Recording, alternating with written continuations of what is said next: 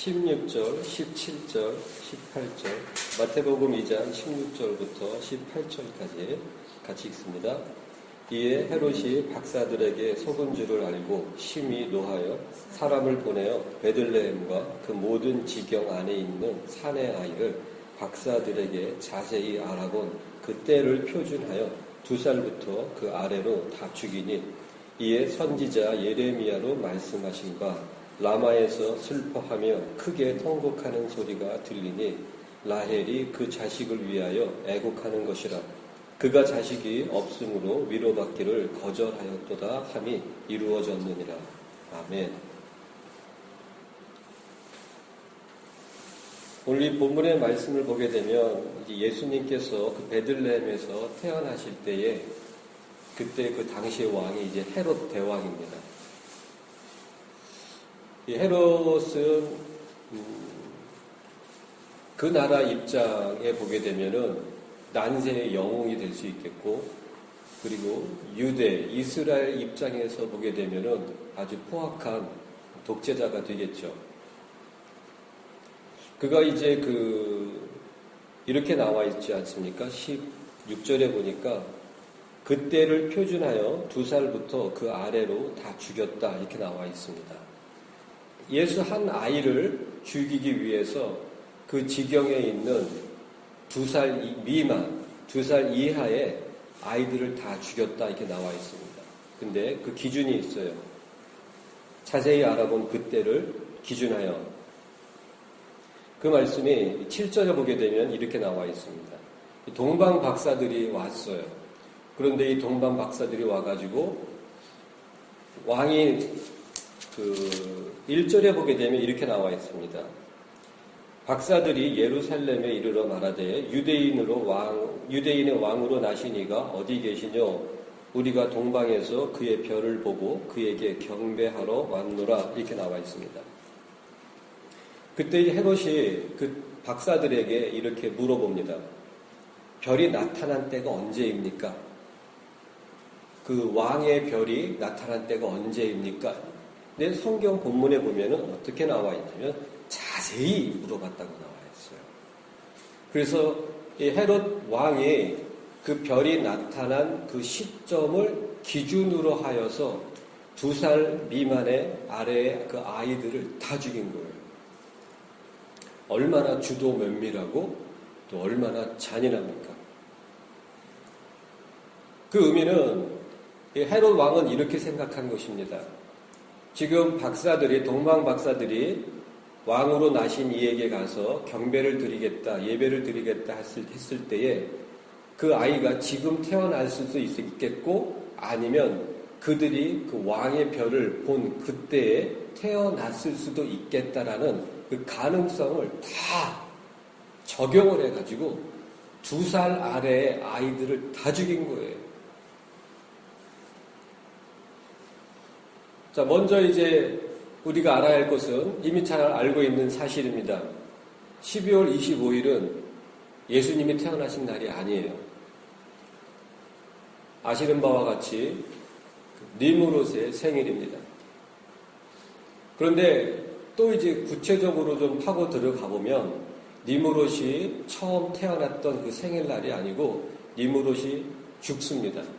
죽고 다시 자신의 아들인 그 담무스가 태어났는데, 그 담무스가 태어난 날이 12월 25일이에요. 근데 그 담무스가 바로 니무롯의 환생이다. 그래서 결국 니무롯이 환생한 생일 날짜가 12월 25일입니다. 참 이 바벨론 종교는 창세기 11장에 나오는 그 바벨탑을 세우는 사건, 거기에서 성과 대를 쌓아 하늘에 닿게 하여, 즉 그 의미는 정치적으로 그리고 종교적으로 이 세상을 지배하겠다라는 의도이고, 그리고 그렇게 지배하고 있었습니다. 하나님께서 임하셔가지고 바벨탑을 다 무너뜨리십니다. 그런데 그리고 그들의 언어를 흩으셨죠. 그런데 중요한 것은 우리가 성경을 읽으면서 좀 빠뜨리기 쉬운, 그런데 중요한 그것이 무엇이냐면 언어는 흩으셨지만 그들의 정신세계는 그대로인 거예요. 이해가 되시죠? 결국 그 의미는 뭐냐면 언어가 나뉘므로 그리고 땅이 나뉘어졌습니다. 그래서 민족들이 생기고 나라들이 일어나기 시작합니다. 맞아요. 다른 민족의 분리가 있었습니다. 그리고 나라들의 분리가 있었지만 그들이 니무롯과 함께 했을 때의 그 바벨론 종교, 니무롯을 신격화함으로 니무롯을 숭배했던 그들의 정신세계는 그대로인 거예요. 그래서 언어가 나뉘는 만큼 니무롯에 대한 신격화, 우상숭배가 그대로인데 언어만 바뀐 거예요. 그래서 니무롯을 그 메소포타미아 그 중동 지역에서는 바알이라고 불리게 되는 것이고, 다른 지역에서는 그모스로 불리고, 다른 지역에서는 몰락으로 불리고, 결국 헬라에 가서는 제우스가 되고, 로마에서는 아폴론이 되고, 결국 그 언어의 차이 때문에 이름의 바뀜은 있지만 그 이름이 가리키고 있는 그 오직 한 가지 존재입니다. 니무롯은 바로 무엇이냐면 사탄의 육하라고 볼 수 있는 거예요. 바벨론 종교에서 이 니무롯은 죽어서 태양이 되고 그 태양의 전기로 이 니무롯의 아내인 그 미스라미스가 아이를 낳는데 그 아이를 낳은 것이 담무스고 그 담무스가 니무롯의 환생이다. 세상에. 이건 뭐 속된 말로 세상 말로 이런 콩가루 집안이 어디 있습니까? 그런데 그것을 추정했던 니무롯의 백성들, 우상을 숭배했던 자들은 즐거운 거예요. 왜냐하면 그것이 기준인 거예요. 그 의미는 인간이 원하는 모든 성적인 타락을 허용해 주는 거거든요. 하나님의 율법은 한 아내의 남편이 되는 것인데, 그리고 이방 여인과 관계를 맺을 수도 없고 혼인을 할 수도 없는 것인데, 이방 종교의 우상 종교는 모든 성적인 행위를 다 허용해 주는 거예요. 그리고 니무롯, 결국 바알이 원하는 것은 단 한 가지뿐입니다. 나를 섬겨라. 나를 섬기고 그리고 너희들이 원하는 건 다 해라 이거예요. 제가 지난번에 말씀을 드린 것처럼 사탄 숭배자들, 사탄교의 제1계명이 무엇이냐면 네 마음대로 하라는 것입니다. 이것을 말씀드리는 그 이유는 무엇이냐면 예수님께서 12월 25일 날 태어나신 것이 아니고 바로 이것은 니무롯의 생일인데, 그렇다면 어떻게 하여 12월 25일이 이렇게 되었는가? 그것은 바로 로마 때문입니다. 그 로마의 그 콘스탄티누스 황제가 이제 기독교를 국교로 도입을 하는 거죠. 개종하는 게 아닙니다. 콘스탄티누스는 개종한 적이 없어요. 그는 태양신을 섬겼습니다. 태양신이 누구입니까? 바로 니무롯, 바알이고 바로 그것이 사탄입니다. 로마 황제들은 대대로 태양신만을 섬겼습니다.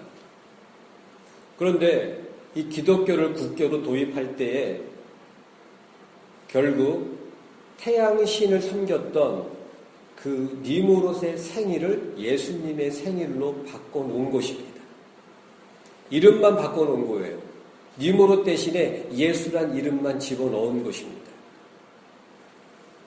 그것이 전통이 되어서 지금 거의 1500년 가까이 1700년이 넘도록 이렇게 흘러오는 거예요.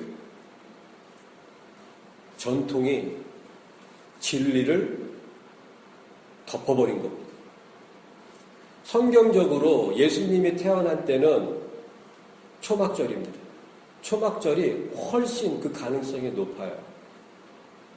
그것에 대한 계산은 누가복음 1장에 보게 되면 그 사가랴 그 제사장이 그 아내가 엘리사벳인데 엘리사벳이 이제 세례 요한을 잉태하게 되는데 세례 요한과 그리고 예수님의 나이 차이가 성경적으로 아주 명확하게 제시되어 있습니다. 아마 그 이유가 이러한 것 때문인 것 같습니다. 6개월 차이가 나요. 예수님이 6개월 늦게 태어납니다. 그렇다면 이 사가랴의 그 제사장의 반년을 역으로 계산해 나가면 그 계산을 하다 보면은 성경학자들이 아주 명백하게 얘기를 합니다. 초막절이라고요. 그렇다면 이 교회는 만약에 종교개혁 이후로 아니면 그 이후로라도 성경적으로 예수님이 태어나신 날짜가 초막절이라는 게 너무나도 명백하다면 25일을 내려놓고 초막절을 지켜야 되는 거예요. 초막절을 예수님의 성탄절로 지켜야 되는 것인데 그럼에도 전통을 그대로 고수합니다. 예수님께서 마태복음 15장에 보게 되면 사람의 계명을 교훈으로 삼아서 가르치니 나를 헛되이 경배하였느니란 말씀이 있어요. 결국 이스라엘 백성들이 자신들의 그 전통을 통해서 나온 여러 가지 장로의 유전들이라는 것이 있어요. 그런 장로들의 유전들, 전통을 가지고 말씀을 변개시킵니다. 진리는 너의 부모를 공경하고 그런 말씀이 있음에도 그 전통은 이것을 하나님께 바쳤다라는 그것이 되면 괜찮다 이거 되는 거예요. 이 시대도 동일한 거예요. 성경은 명백하게 초막절임을 가리키고 있는데 25일 날 지켜왔기 때문에 전통이니까 이렇게 지키고 있다. 그런데 제가 성탄절을 12월 25일 지키는 걸 좋아요. 하지만 교회들은 이것을 명백하게 성도들에게 제시를 해야 합니다. 이것은 하나님이 태어난 날짜가 아니라 바로 니무롯의 생일이고 이러한 것은 로마가 국교로 도입할 때에 태양신 숭배 사상에다가 기독교 교리만 덮어 씌운 것뿐이다. 그리고 로만 카톨릭이 그것을 그대로 이어받아서 결국 로만 카톨릭은 태양신을 섬기는 종교입니다. 그들이 1500년 가까이 이 12월 25일을 굳건하게 밀어왔기 때문에 사실 전통이라는 게 바뀌는 것은 쉽지가 않습니다. 그것도 1500년이 넘도록 그렇게 이어왔다면 참 어려운 것이죠. 어떤 성경학자들과 적지 않은 목사님들이 이런 이야기를 합니다. 무엇이냐면 예수님이 다시 오실 때 환난 전에 교회를 데리러 오실 때에 그때 그 상황이 예수님께서 태어나실 때의 그 상황과 매우 유사하게 될 것이다. 그런 성경적인 근거를 그분들은 이러한 제시를 합니다. 사도행전 1장에 보게 되면 이런 말씀이 천사들이 그 제자들에게 예수님이 승천하신 걸 계속 보고 있는 거예요. 예수님이 이제 안 보이는데도 그들은 하늘을 보고 있는 거예요. 그때 천사들이 이제 주님께서 가신 그대로 다시 오시리라 이렇게 말씀하십니다. 자, 그것은 예수님께서 승천하신 곳이 감람산입니다. 감람산인데 예수님이 다시 오실 때에도 감람산으로 오십니다. 그것이 스가랴서 14장에도 아주 명확하게 나와 있어요. 그것은 지상재림이에요. 7년 대환란이 끝나는 시점에 지상재림에 가신 그대로 오시겠다라는 것이고 초림인 예수님께서 베들레헴에서 태어나시는 그 처음 오시는 그 모습은 바로 예수님께서 교회를 데리러 오실 때의 그 상황과 아주 흡사하게 오실 거다. 이렇게 제시를 합니다. 저는 그 이론에 대해 굉장히 많은 동감을 합니다. 절대적으로 그렇다라고 할 수는 없지만 아주 매우 동감을 합니다. 예수님께서 태어나실 때에 예수님의 태어나심을 봤던 사람들과 그리고 예수님의 그 부친과 모친이 되었던 요셉과 마리아 그들에 대한 공통점이 있습니다. 왜 이것을 말씀드리냐면 바로 예수님의 그 태어나심을 본 자들이 결국엔 들림받는 자들의 모습이 되기 때문입니다. 요셉, 마리아, 목동들, 동방박사들, 경건한 자 시므온, 그리고 과부인 안나 선지자. 그들의 공통점이 있어요. 무엇이냐면 경건하다 이렇게 나와 있습니다. 항상 그들을 수식하는 단어가 경건한 자들 이렇게 나와 있습니다. 베드로전서 4장 말씀해 보게 되면 의인이 겨우 구원을 받으면 경건치 않은 자와 죄인은 어디에 서겠느냐. 베드로 사도께서는 사람들을 지금 세상 사람들 그리고 예수를 믿는다고 하는 사람들을 통틀어서 봤을 때에 이렇게 표현하고 있는 거예요. 죄인이 있고 예수님을 믿지만 경건치 않은 자들이 있고 그리고 의인이 있다고 말씀하고 계시는 거예요. 다시 한번 정리해 드린다면 세 부류의 사람으로 말씀하고 계시는 거예요. 의인, 경건치 않은 자, 그리고 죄인. 죄인은 예수를 믿지 않은 자들, 예수를 모르는 자들 다 죄인인 거예요. 세상 사람들 다 죄인으로 그 부류에 분류가 될 수 있는 것입니다. 그렇다면 경건치 않은 자는 도대체 무엇인가? 의인은 너무나도 당연해. 예수를 믿음으로 그 믿음을 의로 여김을 받은 자들. 즉 살과 피, 예수 그리스도의 살과 피로 의로워진 자들.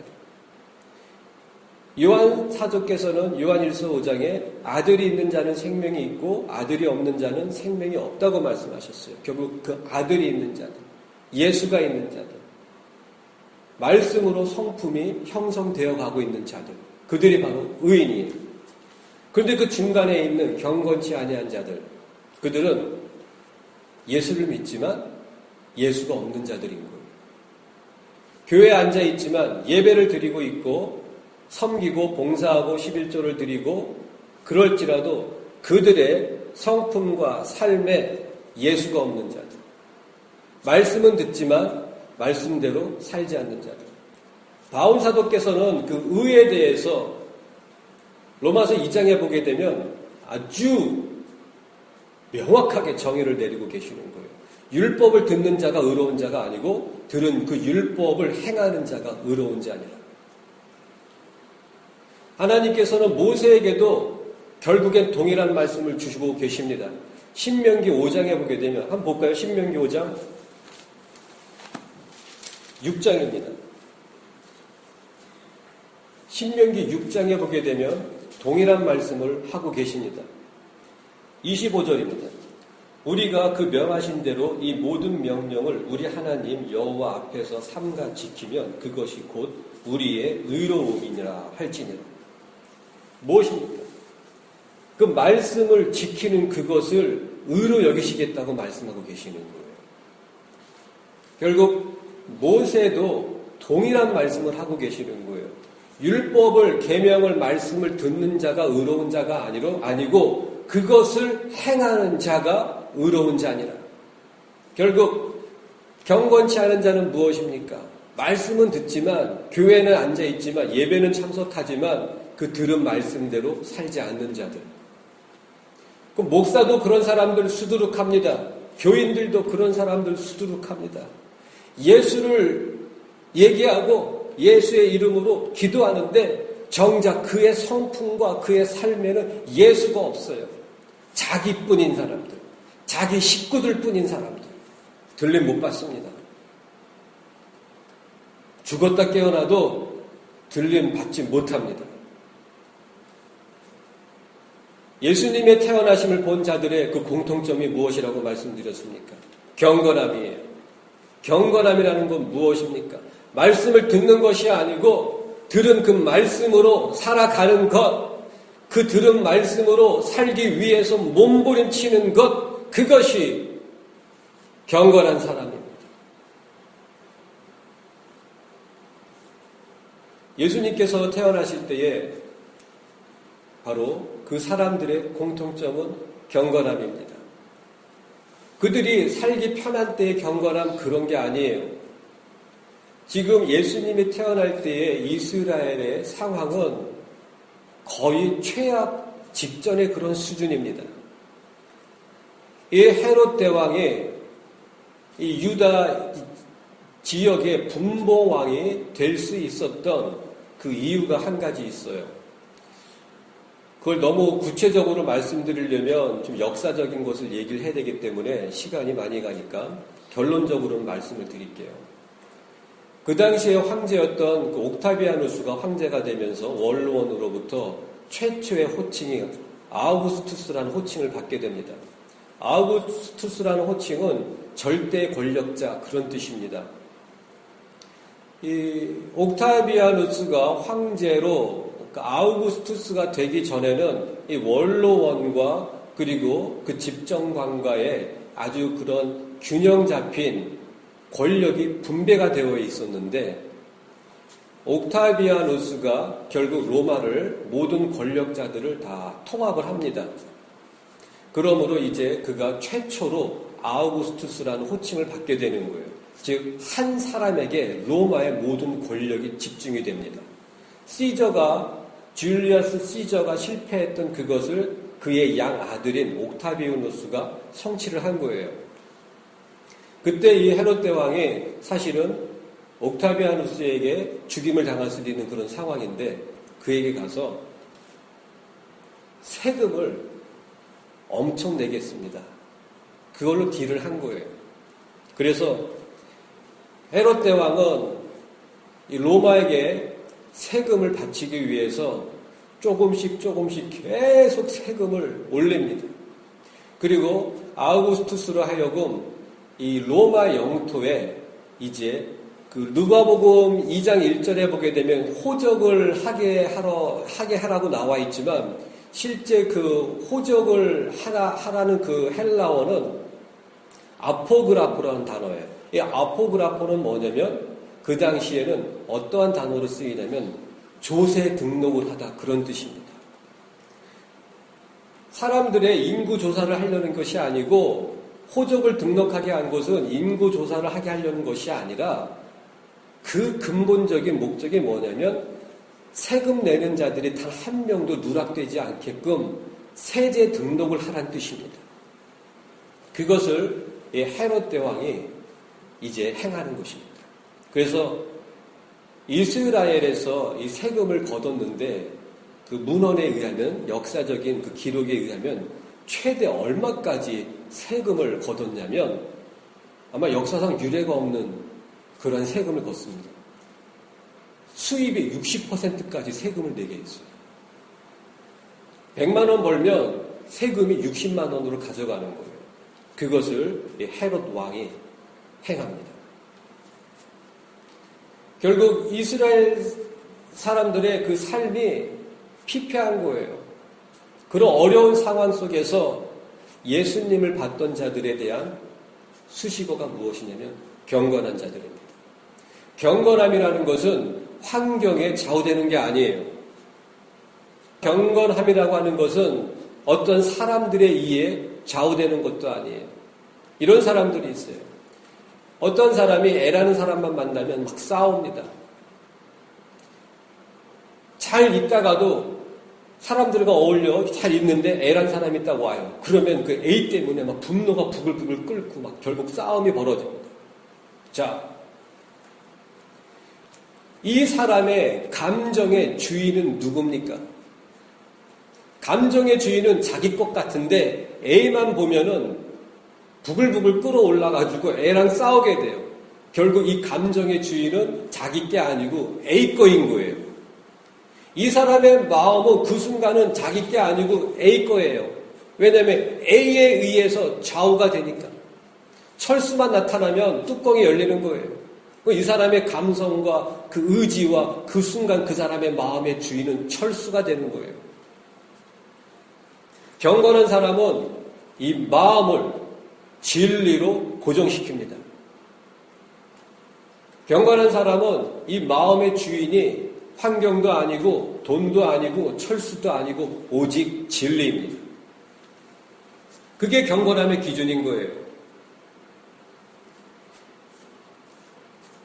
이 중에서 이 동방 박사는 잠깐 좀 설명을 드리고 끝맺음을 맺도록 하겠습니다. 성경에 보게 되면 이 헤롯 왕이 2살 아래로 다 죽였다라는 그 의미는 무엇이냐면 아까 서두에 읽었던 것처럼 7절에 별이 나타난 때를 아주 자세히 물어봤다고 그랬어요. 동방 박사들은 이 별을 언제부터 봤냐면 적어도 2년 전부터 본 거예요. 그리고 그들은 왕의 별인 바로 그 왕을 보기 위해서 2년 전부터 자신의 본토, 친척, 아비집을 떠나서 왕을 찾아오는 것입니다. 누군가가 메시지를 전해준 것도 아니고 아니면 천사들이 와가지고 그들에게 메시지를 전해준 것도 아니고 별을 봤을 뿐이에요.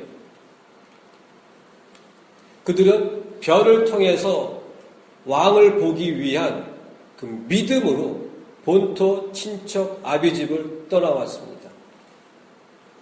2년 동안을 떠나온 거예요. 자신의 지역에서 다른 지역으로 가는 것이 아니라 그 정도가 아니라 자신의 나라에서 다른 나라로 들어오는 것은 목숨을 걸고 움직이는 거예요.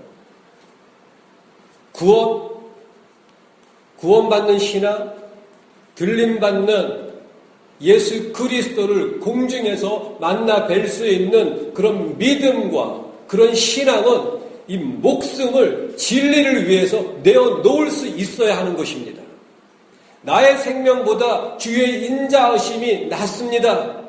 나의 힘과 나의 그 생각과 나의 힘은 믿을 수 없습니다. 오직 진리만을 믿습니다. 결국 자신의 생명에 대한 주관자도 진리가 되는 것이고 자신의 생각의 주관자도 진리가 되는 것이고 이 삶의 주인도 오직 진리가 되는 삶, 그것이 경건한 삶이에요. 우리가 어렸을 때라든지 교회에서 성국을 볼 때 이 동방 박사가 보면 꼭 3명이 나타납니다. 근데 성경에는 3명이다 그런 말씀은 없어요. 그냥 동방 박사들 복수로 나타나는데 그들이 이제 황금과 유향과 몰약을 바치기 때문에 이 3가지 예물을 바쳤기 때문에 한 사람당 하나의 예물을 바쳤을 것이다. 그래서 3명일 것이다. 그래서 성극에 보게 되면 3명이 등장을 합니다.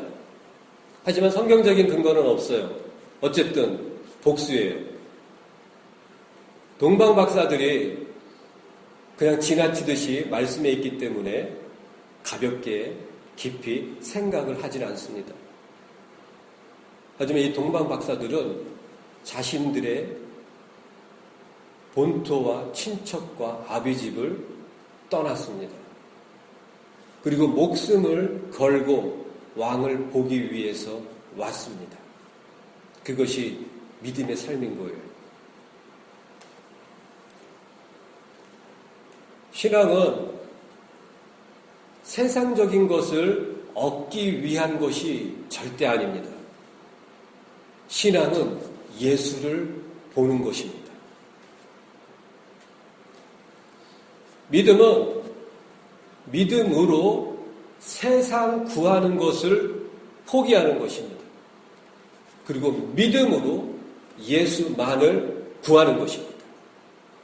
바로 그것이 먼저 그의 나라와 그의 의를 구하는 것입니다. 신앙과 그 믿음은 오직 하늘의 것을 구할 때에 오직 하늘의 것만을 바로 그 하늘의 주인이시고 하늘의 왕이신 예수 그리스도만을 바라고 예수 그리스도만을 구할 때에 이 땅의 것들을 하나님께서 책임져 주시겠다고 하는 거예요. 그걸 믿고 그 믿음으로 사는 것이 신앙이어야 합니다.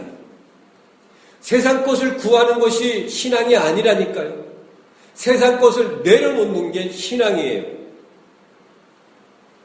바로 이 동방 박사들 삶에 그것이 있지 않습니까?